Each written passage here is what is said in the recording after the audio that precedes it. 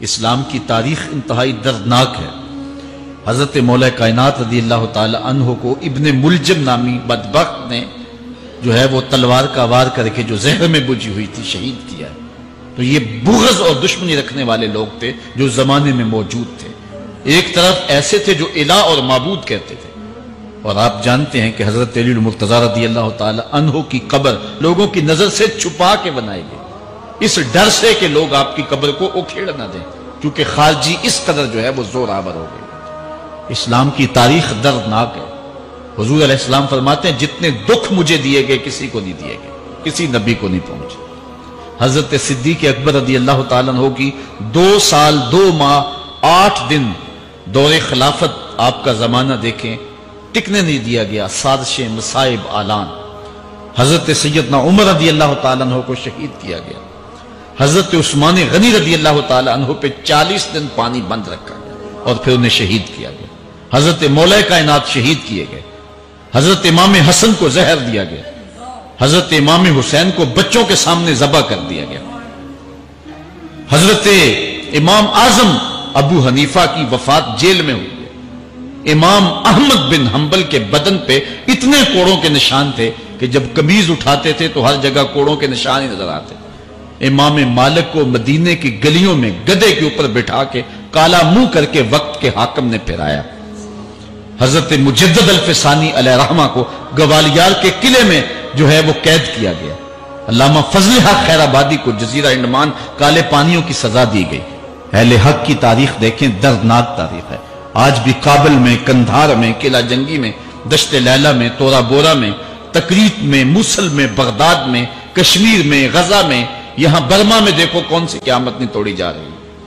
ہمارے ساتھ ماضی دیکھیں تو ہمیں بغداد کی وہ دردناک کہانی سامنے آتی ہے جب انسانی کھوپڑیوں کا مینار تعمیر کیا جا رہا ہے اور منگول سردار نے اپنی فوج کو حکم دیا تھا کہ جو کسی مسلمان کا سر نہیں لائے گا اس کا سر کاٹ کے اس مینار پہ لگائیں گے۔ پھر لوگ پیسے لے کے پھرتے تھے کہ مسلمان کا پتہ دے اور اس کی کھوپڑی کاٹی جائے۔ کچھ لوگ جان چھپانے کے لیے تہ خانوں میں گھس گئے، پھر دجلہ کا بند توڑا گیا۔ 1.25 لاکھ لاشیں ہم نے تہ خانوں سے نکالی تھی۔ اندلس کی تاریخ پڑھیں، ہمارے ساتھ جو قیامت توڑی گئی۔ مصر کے اندر 30,000 فاطمی کو شہید کیے گئے۔ غریب و سادہ و رنگی ہے داستان حرم، نہایت اس کی حسین اور ابتدا ہے اسماعیل۔ یہ اسلام کی تاریخی درد سے، خون سے بھری پڑی ہے۔ تو حضرت مولا کائنات سیدنا علی المرتضیٰ رضی اللہ تعالی عنہ کو اس وقت اگر خدا کہنے والے بدبخت تھے تو ان کو شہید کرنے والے، اور اس ڈر سے کہ ان کی قبر کو کھیڑ نہ دیا جائے، خارجی اتنے زور آور ہیں تو ان کو جو ہے وہ لوگوں کی نظروں سے چھپا کر کے جو ہے وہ رکھا گیا۔ اور ایک دور وہ بھی آیا کہ ممبروں پہ بیٹھ کے مولا علی کو گالیاں دی جاتی تھی۔ یہ تاریخ میں یہ دور بھی آیا، آپ پڑھیں تاریخ، بنو امیہ کیسا دور بھی دنیا نے دیکھا ہے۔ اسی لیے حضور نے فرمایا تھا من سب علی فقد سبنی، جس نے میرے علی کو گالی دی اس نے مجھے گالی دی۔ اور لوگوں نے ممبروں پہ بیٹھ کے باقاعدہ حکومت کی طرف سے یہ جو ہے وہ قانون تھا کہ تمہارا خطبہ مکمل نہیں ہوگا جب تک علی کو گالی نہیں دو گے۔ یہ لمحے بھی آئے جب اس دور میں دشمن علی موجود تھے، مبغضین موجود تھے اور افراط محبت میں رکھنے والے موجود تھے۔ تو یہ دور تو اسلام کا حضور کے دور سے 1400 سال پیچھے ہے، تو یہاں بغض رکھنے والے بھی موجود ہیں۔ اس عنوان کے ساتھ اگر عنوان چھیڑوں تو یہ لمبی گفتگو ہو جائے گی، یہ میرا موضوع نہیں ہے، لیکن اتنی بات میں کہوں گا، اللہ کا شکر ادا کرو، اللہ نے تجھے اہل بیت کے در کا بھی غلام بنایا ہے اور صحابہ کا بھی غلام بنایا ہے۔ کچھ لوگ صحابہ کا نام لے کے اہل بیت کو برا کہتے ہیں، کچھ اہل بیت کا نام لے کے صحابہ کے خلاف بکواس کرتے ہیں۔ ہمارے بزرگ فرمایا کرتے تھے صحابہ نبی کے در والے ہیں، اہل بیت نبی کے گھر والے ہیں۔ ہم کہتے ہیں گھر والوں تجھے بھی ہمارا سلام، در والوں تجھے بھی ہمارا سلام۔ ہم در والوں کو بھی سلام کرتے ہیں، گھر والوں کو بھی سلام کرتے ہیں۔ کسی نے حضور خطیب الاسلام سے پوچھا تھا کہ حضرت عائشہ افضل ہیں یا حضرت فاطمہ افضل ہیں؟ پوچھنے والے نے تو صاحبزادہ صاحب کو پھنسانا چاہا تھا، لیکن جن کے عقیدے صاف ہوں وہ پھنستے نہیں ہیں، ان کے عقیدے واضح ہوتے ہیں۔ تو حضرت صاحبزادہ نے فرمایا کہ میاں اگر دیکھو بیٹی ہونے کی حیثیت سے تو فاطمہ بیٹی ہے نبی کی اور عائشہ بیٹی ہے ابو بکر کی۔ अबू बकर की बेटी नबी की बेटी से अफजल तो नहीं हो सकती। और अगर देखो बीवी होने की हैसियत से, फातिमा बीवी है अली की और आयशा बीवी है नबी की। अली की बीवी नबी की बीवी से अफजल तो नहीं हो सकती। तो ये अपने अकीदे को वाज़ेह कर दिया। अल्लाह आपको सलामत रखे और हक की राहों का मुसाफिर रखे। आज का उन्वान है हजरत मौला कायनात के अक़वाल हिकमत, उनकी जिंदगी का निचोड़। अल्लाह ने बसीरत का जो नूर और जो है वो दानिश और फहम और इदराक के जो उजाले मौला कायनात को दिए थे, वो उन्हीं का मकसूम है। एक एक बात से नूर निकलता है और अल्लाह कुरान में फरमाता है जिसको हिकमत अता कर दी गई उसको खैर कसीर अता कर दिया गया। हिकमत वो उस बात को कहते हैं कि जिसको लोग नकल करें और जिससे फायदा हासिल हो।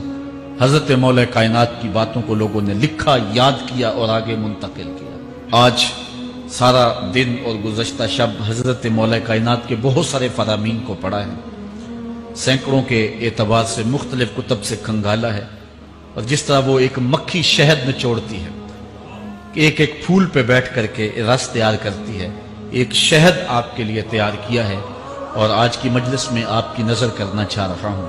और देखिए कि मौला कायनात हिकमत के कैसे दरवाजे हैं। इसीलिए हुजूर ने फरमाया आना दारुल हिकमत व अलीयुन बाबुहा, आना मदीनतुल इल्म व अलीयुन बाबुहा। मैं हिकमत का घर हूं, अली दरवाजा है। मैं हिकमत का शहर हूं, अली उसका दरवाजा है। तो शरीफ लोग शहर में दरवाजे के रास्ते ही जाया करते हैं। दीवारें फलांग करके जाना शरीफ लोगों का शेवा नहीं होता है। इल्म की खैरात लेनी है तो मौला अली की दहलीज पे आना होगा। हजरत मौला कायनात फरमाते हैं मैंने अपने इरादों की शिकस्त से अपने रब को पहचाना है। जो मैं मनसूबा बंदी करता हूं नतीजा ये निकलेगा, मेरा ख्याल होता है ये होगा, लेकिन ऐसा नहीं होता। होता वो है जो रब को मंजूर होता। इसलिए मैं अपने इरादों की शिकस्त से अपने रब को पहचाना। हजरत मौला कायनात जिंदगी गुजारने का ढब, उसलूब और तरीका बता रहे हैं। सुनो, फरमाते हैं खालितुन नास मुखालततन इन मुत्तुम माहा बको व इन इश्तुम हन्नु इलैकुम। लोगों के साथ ऐसी जिंदगी गुजारो कि अगर तुम मर जाओ तो लोग रोएं कि कोई कीमती मता खो गई, और अगर तुम जिंदा रहो तो लोग तुम्हारी सोहबत के मुश्ताक रहे, तुम्हारी मजलिस में बैठने और तुम्हारे पास आने की आरजू अपने सीने में रहे। मरो तो जमाना तड़पे, तुम्हारी मौत पे लोगों के सीने में दिल दहल जाए, और जियो तो लोग तुम्हारी खिदमत में हाजिर होना अपने लिए एक सादत मंदी समझे। मौला कायनात रज़ी अल्लाह ताला अन्हो दुश्मन पर ताकत पाने वाले के लिए एक नसीहत करते हैं। फरमाते हैं इज़ा क़दरता अला अदुव्वे का फाजलिल अफ़्व अन्हो शुक्रन लिल कुदरत अलैहि।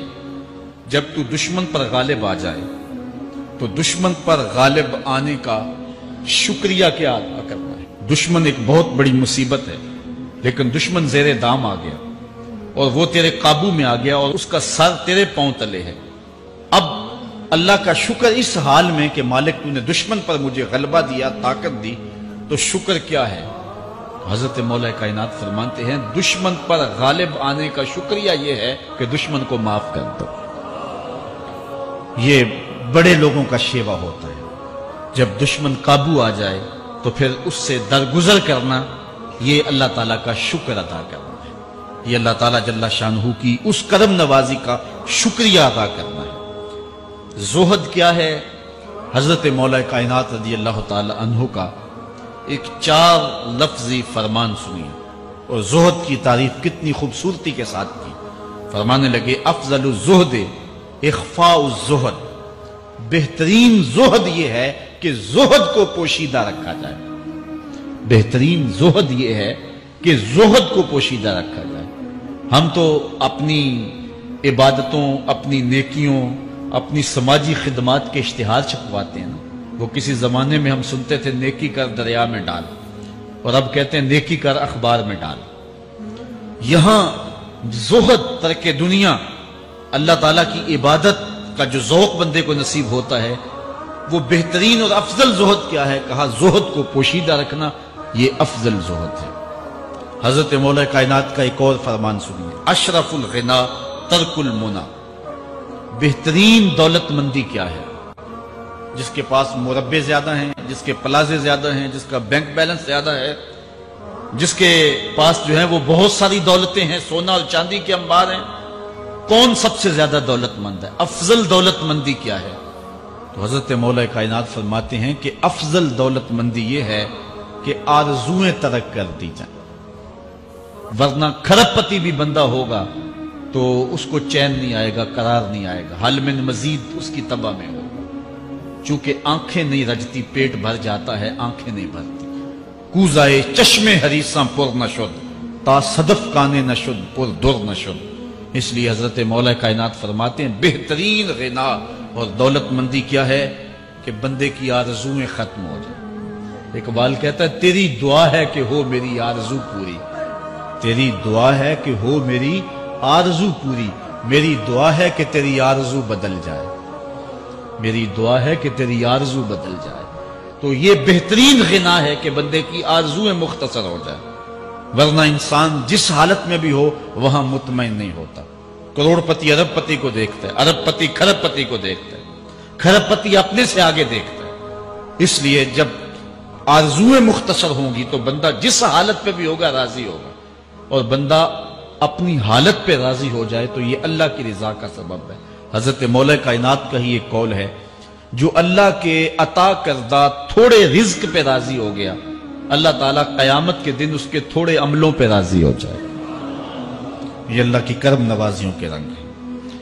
حضرت مولا کائنات کی ایک اور حکمت آمیز بات سنیں، فرما رہے ہیں سیئات تسوءک خیر عند اللہ من حسنۃ توجبک، وہ برائی جو تجھ کو پریشان کر دے، دکھی کر دے، اذیت میں مبتلا کر دے، وہ گناہ جو تیرے ضمیر پہ بوجھ بن جائے، تو اپنے آپ کو حقیر سمجھنے لگ جائے، چھوٹا سمجھنے لگ جائے، گناہگار سمجھنے لگ جائے، جس برائی سے تجھے دکھ پہنچے وہ اس نیکی سے بہت اچھا ہے وہ تیرا برائی کرنا جو تجھے تکبر میں مبتلا کر دے۔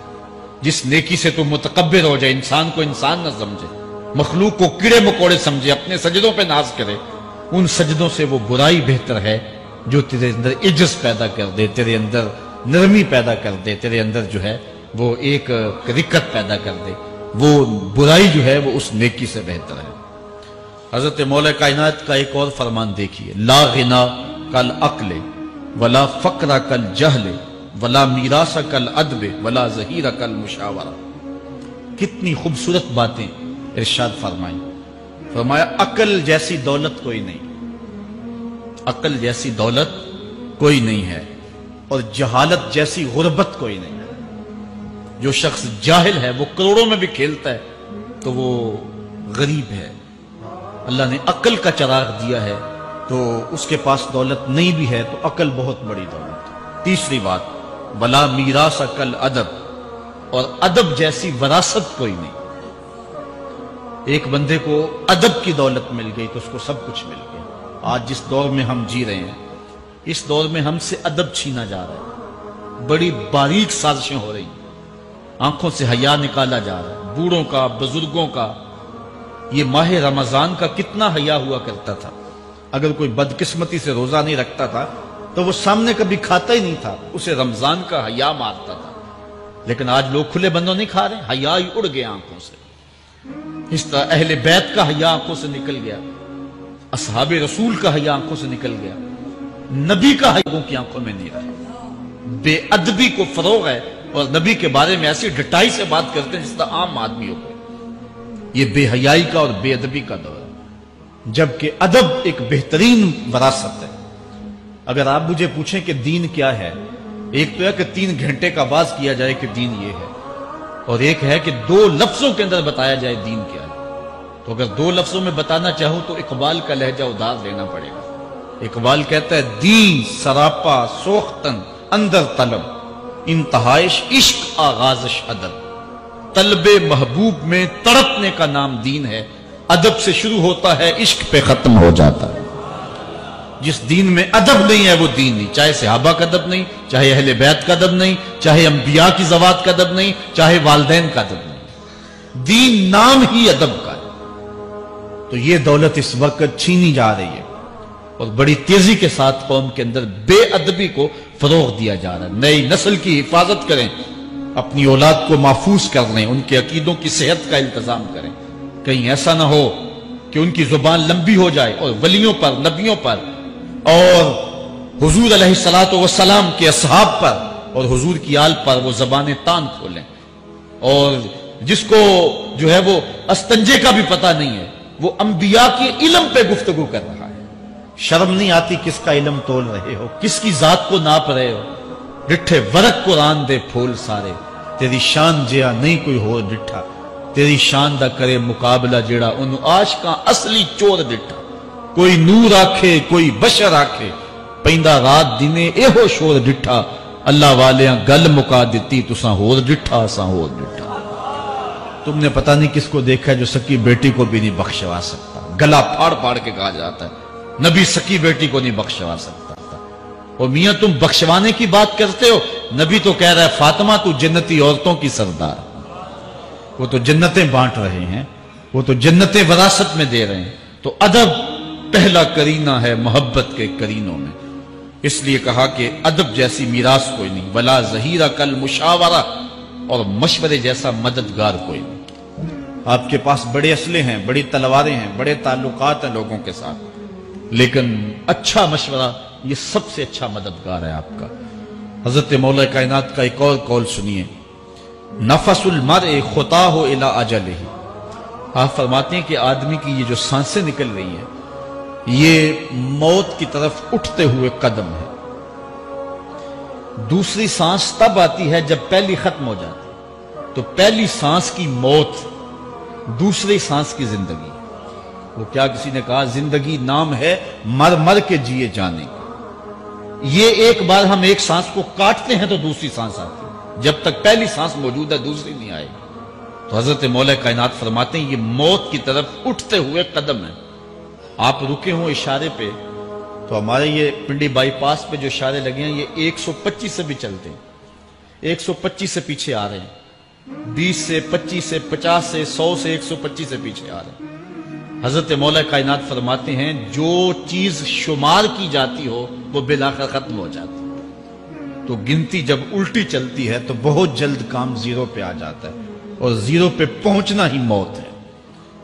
تو زندگی کی یہ سانسیں یہ الٹی چل رہی ہیں، اور میں اور آپ لمحہ لمحہ موت کے قریب ہو رہے ہیں۔ ہم جو ہے وہ اپنی زندگی کی سالگرہ منا رہے ہیں، ہم کہتے ہیں کہ ہم اتنے بڑے ہو گئے، میاں بڑے نہیں ہوئے، چھوٹے ہو گئے، موت بالکل قریب آ گئی۔ اللہ اکبر۔ حضرت مولا کائنات معیشت کے اصول بھی بیان کر رہے ہیں، ما اعلی من اقتصد، جو میانہ روی سے چلتا ہے کبھی بھی کنگال نہیں ہوتا۔ اب ہر شخص کی آرزو ہے کہ میری دولت بڑھ جائے، میرے پاس پیسے کافی ہوں، میں آسودہ زندگی گزاروں۔ اس کا طریقہ کیا ہے؟ جھوٹی قسمیں، چالاکی، 2 نمبر مال بیچنا، ٹیکس چوری کرنا، بجلی چوری کرنا، گیس چوری کرنا، کیا طریقہ ہے پیسے بچانے کا؟ مولا کائنات سے پوچھیں، مولا علی سے پوچھیں۔ مولا علی فرماتے ہیں استنزل الرزق بالصدقہ، صدقہ دیتے جاؤ رزق بڑھتا چلا جائے گا، جو کماتے جاؤ اس میں کچھ حصہ رکھ لو اللہ کی راہ میں، صدقہ دیتے جاؤ گے تمہارا رزق بڑھتا چلا جائے گا۔ اچھا حضرت مولا کائنات کا ایک اور قول دیکھیے اور اس کا حسن دیکھیے، من ظن بک خیرا فصدق ظنہ، جو تیرے بارے میں اچھا گمان کرے تو اس کے گمان کو سچائی کر دے۔ تو وہ نہیں ہے جو کوئی تیرے بارے میں گمان کر رہا ہے، لوگ تجھے اچھا سمجھتے ہیں، تو اچھا نہیں ہے، تو تو اچھا بن جا تاکہ لوگوں کا گمان ٹھیک ہو جائے۔ اعلی حضرت عظیم البرکت امام احمد رضا خان فاضل بریلوی علیہ رحمہ، آپ کے بارے میں لوگوں کا گمان تھا کہ حافظ قرآن ہے، آپ حافظ نہیں تھے، تو آپ کے بارے میں یہ گمان پیدا ہو گیا کہ یہ حافظ ہے۔ تو رمضان کا موسم آیا تو کسی نے کہا حضرت اس مرتبہ آپ ہی سنا دیں، تو اعلی حضرت نے سوچا یہ میرے بارے میں اچھا گمان کرتے ہیں، چلو حافظ بانی جاتے ہیں۔ اعلی حضرت نے قرآن 1 مہینے میں حفظ کیا ہے، دن کو پڑھتے تھے، شام کو سنا دیتے تھے کہ جو لوگوں کا گمان ہے میں اس کے مطابق ہی ہو جاؤں۔ اچھا گمان کی کہانی سنیے، صحیح حدیث میں آتا ہے اور حدیث قدسی ہے، رب کہتا ہے میرا بندہ میرے بارے جو گمان کرتا ہے میں ایسے ہی ملوں گا۔ اس لیے اپنے رب کے بارے میں اچھا گمان کرنا چاہیے کہ ہمارا رب ہمیں معاف کر دے گا اور ہمارے گناہوں سے درگزر فرمائے گا۔ حضرت مولا کائنات کا ایک اور حکمت آمیز جملہ سماعت کیجئے، من عظم صغار المصائب ابتلاہ اللہ بکبارہا۔ چھوٹی سی مصیبت آ جائے جو بندہ واویلا شروع کر دے، مصیبت آ گئی، چھوٹی سی بیماری آئے تو شور کرے، چھوٹی سی مصیبت آئے تو شور کرے، اللہ اس کو پھر بڑی مصیبت میں مبتلا کر دیتا۔ جہاں ضرورت نہیں ہے وہاں اظہار کی کیا ضرورت؟ بیماری ہے تو ڈاکٹر کو بتاؤ، بندے کو بتانے کا کیا فائدہ؟ ہمارے ایک دوست ہیں کہ وہ کہتے ہیں کہ پہلے اگر کسی سے پوچھتے تھے نا کہ کیا حال ہے تو وہ کہتا تھا شکر ہے، اور آج کسی سے پوچھے تو وہ کہتا ہے شوگر ہے۔ یعنی اللہ تعالیٰ جل شانہ نے اگر تمہیں کسی ابتلا میں مبتلا کر دیا ہے تو اس کا شور، اس کا واویلا نہ کرو۔ جو چھوٹی مصیبت پر واویلا کرے گا اللہ پھر اس کو بڑی مصیبت میں مبتلا کر دے گا۔ حضرت مولا کائنات کا ایک اور حکمت آمیز جملہ سماعت کیجئے، آپ فرماتے ہیں زندگی گزارنے کا گر اور طریقہ، فرماتے ہیں عظم الخالق عندک یصغر المخلوق فی عینک۔ اگر تیری نظر میں خالق بڑا ہوگا تو پھر مخلوق چھوٹی ہو جائے گی۔ اگر اللہ کی عظمت کا تجھے لحاظ ہے کہ وہ بہت عظیم ہے تو پھر مخلوق کی پرواہ نہیں ہوگی۔ حضرت مولا کائنات رضی اللہ تعالیٰ عنہ فرماتے ہیں کہ ایک باندی کے ہاتھ کے اندر خنزیر کی انتڑیاں ہوں، میں دنیا کو اتنی نظر سے بھی نہیں دیکھتا۔ تو یہ انسان اللہ کی عظمتوں کا اور اللہ کی شانوں کا جب لحاظ اسے ہوتا ہے تو پھر دنیا اس کی نظر میں جو ہے وہ کوئی قدر و قیمت نہیں رکھتی۔ ایک روایت میں آتا ہے جس کو اللہ نے قرآن دیا اور اس نے دنیا داروں کو دیکھا رشک کی نظر سے کہ ان کو دولت دی گئی، ان کو فلاں دیا گیا، میں تو بہت پیچھے رہ گیا۔ قد حقر ما آتاہ اللہ، اس نے اللہ کی عطا کو حقیر جانا۔ وہ میاں انہیں دولت دی گئی ہے، رب نے تجھے اپنا قرآن عطا کیا، تو پھر جو ہے وہ تو حقیر تو نہیں ہے، تجھے تو اعلیٰ چیز عطا کر دی گئی ہے۔ تو جس نے اللہ کی عظمت اور خالق کی عظمت کا اقرار کیا پھر مخلوق اس کی نظر میں کوئی حیثیت نہیں رکھتی ہے۔ کن فی الفتنۃ کابن اللبون لا زہر فیرکب ولا درع فیحلب۔ جب فتنے دنیا پہ پھیل جائیں تو مولا کائنات نصیحت کرتے ہیں پھر زندگی کیسے گزارنا۔ یہ دور بھی فتنوں کا دور ہے۔ حضرت مولا کائنات فرماتے ہیں جب فتنے معاشرے میں پھیل جائیں تو پھر اونٹ کے 2 سالہ بچے کی طرح ہو جائے کہ اگر لوگ اس پہ سواری کرنا چاہیں تو وہ سواری کے قابل نہ ہو، اور لوگ اگر اس کا دودھ دونا چاہیں تو وہ دودھ نہ دے، یعنی وہ فتنے کو کسی طرح سے بھی تقویت نہ دے، اس طرح کا ہو جائے جس طرح اونٹنی کا 2 سال کا بچہ ہوتا ہے۔ حضرت مولا کائنات فرماتے ہیں من حاسب نفسہ رابحہ ومن غفل عنہا خاسرہ ومن خاف آمنہ ومن اعتبر ابصر ومن ابصر فہم ومن فہم عالم۔ فرماتے ہیں کہ جس نے اپنے نفس کا محاسبہ کیا اس نے نجات پا لی، اور جو اپنے نفس کے محاسبے سے غافل رہ گیا اس نے خسارے کا سودا کیا۔ جو اللہ سے ڈرا وہ امن پا گیا، اور جس نے زندگی سے عبرت حاصل کی اس کی آنکھوں میں روشنی آ گئی، بصیرت کا اسے نور مل گیا، اور جسے بصیرت کا نور مل گیا وہ فہم و فراست کی دولت سے مالا مال ہو گیا۔ ومن فہم عالم، اور جس کو فہم مل گیا وہی شخص عالم بن گیا۔ مختلف سیغے یاد کرنے سے عالم نہیں بنتا، فہم و فراست کا نور اگر مل جائے تو یہ ہے علم کا جمال، آخرت کی فکر رکھنے والا عالم ہے۔ بلکہ مولا کائنات فرماتے ہیں العلم علمان مطبوع و مسموع، علم 2 علم ہے، ایک وہ ہے جو من میں راسخ ہو اور ایک وہ ہے جو کانوں تک رہتا۔ فرماتے ہیں ولا ينفع المسموع اذا لم يكن المطبوع، جو سنا ہوا علم نفع نہیں دیتا جب تک وہ من میں اتر نہ جائے اور باطن کے اندر روشنی نہ کر دے۔ حضرت مولا کائنات کی ایک اور نصیحت ذرا غور سے سنیے، فرمایا تمہارے سامنے نیکوکار اور بدکار برابر نہ ہو، کہ نیک بھی جو ہے وہ اسی انداز میں ہو اور برا بھی اس کا سلوک بھی تمہارا ایک جیسا ہی ہو۔ ایسا کرنے سے نیکوں کی ہمت پست ہو جائے گی اور خطاکار اور بھی شوخ ہو جائیں گے۔ ہر آدمی کو وہ مقام دینا چاہیے جس کا وہ اپنے عمل کے اعتبار سے مستحق ہے۔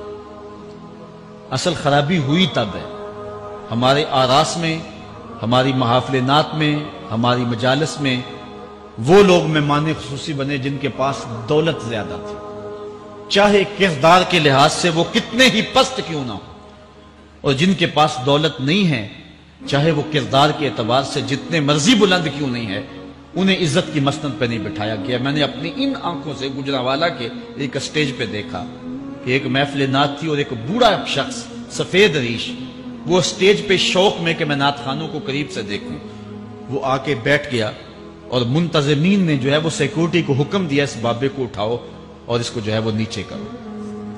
یعنی لوگوں کی قدر و منزلت ان کے دولت کے قد کے مطابق کی جاتی، جو کل شراب خانے میں مہمان خصوصی تھا آج وہ محفل نعت میں مہمان خصوصی ہے۔ جو جتنا بڑا ڈاکو ہے اتنا ہی بڑا جو ہے وہ عزت پاتا ہے۔ کیوں؟ دین میں تو عزت ان کو ہونی چاہیے جو دیندار، ان اکرمکم عند اللہ اتقاکم، جو سب سے زیادہ متقی ہوگا اللہ کے نزدیک وہی عزت والا ہوگا۔ تو ایک بندے کو دنیا میں بھی عزت ہے اور مصلی اور محراب اور جو ہے وہ عرس اور پیر خانے میں بھی اس کو عزت ہے، تو پھر یہ حوصلہ شکنی ہے تقوی والوں کی۔ حضرت مولا کائنات فرماتے ہیں اور خطا کار اور بھی شوق ہو جائے گا۔ بلکہ ہم نے جو انداز اختیار کیا ہوا ہے، ایک شعر پڑھتے ہیں ہمارے نعت خاں کہ چلو دربار نبی میں چلیں، کھوٹے سکے بھی جہاں پہ چلتے ہیں، اور پھر جو ہے وہ سارے لوگ نوٹ پھینک رہے ہوتے ہیں، شرابی بھی نوٹ پھینک رہا ہے، جوا کھیلنے والا بھی پھینک رہا ہے، جس نے رشوت سے پیسے کمائے وہ بھی پھینک رہے ہیں اور خوش ہو رہے ہیں کہ کھوٹے سکے بھی وہاں چلتے ہیں۔ جبکہ ان اللہ طیب ولا یقبل الا الطیب، حدیث میں آتا ہے اللہ فرماتا ہے کہ اللہ طیب ہے اور پاکیزہ کے علاوہ قبول ہی نہیں کرتا۔ من غش فلیس منا، جو ملاوٹ کرے وہ ہم سے نہیں ہے۔ اور یہاں کھوٹے سکے بھی چلائے جا رہے ہیں، اور پھر جتنے بھی کھوٹے سکے ہیں وہ نوٹ پھینک رہے اور ایسے ایسے پھینک رہے اور خوش ہو رہے ہیں کہ یہ تو کچھ بھی نہیں ہے، حرام سے کمائے حلال طریقے سے کمائے جس طریقے سے کمائے کوئی فرق نہیں پڑتا۔ نہیں، حضرت مولا کائنات نے زندگی کے گر سکھائے، فرماتے ہیں کہ نیکوکار اور بدکار تمہاری نظروں میں برابر نہ ہو۔ ایسا کرنے سے نیکوں کی ہمت پست ہو جائے گی اور خطا کار اور بھی شوق اور گناہ میں دلیر ہو جائیں گے۔ ہر آدمی کو وہ مقام دو جو عمل کے اعتبار سے اس کا مقام بنتا ہے۔ لیکن اس دور کے اندر تو جو حال ہو گیا ہے، بلکہ حضرت مولا کائنات اس بات کو پہلے بھام کے ارشاد فرمایا، لوگوں کا عجیب حال ہے، بدکاری کو اعلیٰ نسب کا نشان سمجھتے ہیں اور پاک دامنی کو تعجب خیال کرتے ہیں، گویا اسلام کے لباس کو الٹا پہن لیا ہے لوگوں۔ جو رخ سیدھا ہونا چاہیے تھا اس کو الٹا کر دیا، جو الٹا ہونا چاہیے اس کو سیدھا کر دیا۔ حضرت مولا کائنات کا ایک اور قول بھی سنیے، تھوڑا سا شک بھی دین بگاڑ دیتا ہے۔ دین کے اندر شک نہیں کرنا چاہیے، دین جو ہے وہ یقین کا نام ہے۔ علامہ اقبال نے ایک بڑی خوبصورت اس وقت بات کہی تھی جب شکوک جنم لے رہے تھے کہ سن اے تہذیب حاضر کے غلام، غلامی سے بدتر ہے بے یقینی، غلامی سے بدتر ہے بے یقینی۔ آج بے یقینی پھیلا دی گئی ہے معاشرے کے اندر، اور قوم جو ہے وہ بالکل جو ہے وہ یقین کی اس دولت پہ جو ہے وہ قانے نہیں ہے۔ اور فرمایا مولا کائنات نے تھوڑا سا شک بھی دین بگاڑ دیتا ہے۔ اور پھر دوسرا قول بھی سنیے، تھوڑی سی دنیا بھی آخرت برباد کر دیتی۔ یہاں دنیا سے مراد کیا ہے؟ دولت، کاروبار نہیں، چیز دنیا از خدا غافل بدن۔ مرشد اقبال رومی کہتے ہیں دنیا کیا ہے؟ خدا سے غافل ہو۔ خدا سے غافل جو شے کر دے، وہ دولت ہو، وہ کاروبار ہو، وہ بیوی ہو، وہ بچے ہوں، وہ دنیا ہے۔ اور دنیا تھوڑی بھی ہو آخرت کی بربادی کا سبب ہے۔ حضرت مولا کائنات فرماتے ہیں پرہیزگاری کے سوا علم درست نہیں ہوتا اور طمع کی موجودگی میں دین سلامت نہیں رہ سکتا۔ اگر میرے اندر لالچ ہے تو میں یہاں ممبر پہ بیٹھ کے حق نہیں بول سکتا، اگر میرے اندر لالچ ہے تو میں اسمبلی میں بیٹھ کے حق نہیں بول سکتا۔ جب طمع ہو تو پھر دین سلامت نہیں رہتا، اور جب طمع نہ ہو تو بندہ سولی پہ چڑھ کے بھی حق ہی بولتا ہے۔ دوواں گلاں وچوں 10 درویشا، میرے حضور کی بالعالم فرماتے ہیں دوواں گلاں وچوں 10 درویشا، تینوں کیڑی گل کو بھولی، عالم اوپر ممبر بولے عاشق اوپر سولی۔ جب تک تھوڑی طمع بھی انسان کے اندر ہے تو بندہ پھر اس کا دین سلامت نہیں رہ سکتا، دین سلامت نہیں رہ سکتا، دین سلامت نہیں رہ سکتا۔ ویر گھنا دے موت نے مارے، وہ تک تک رو دے